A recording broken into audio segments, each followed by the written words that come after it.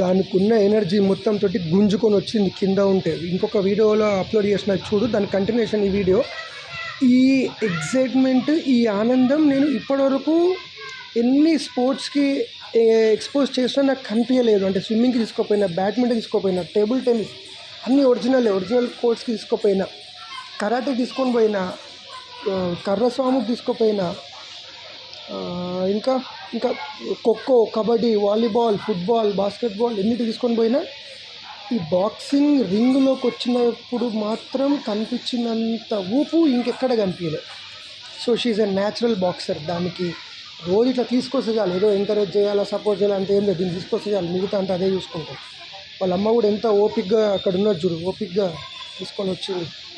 She a natural boxer, she's an Olympian, she's GOAT, greatest Olympian of all time.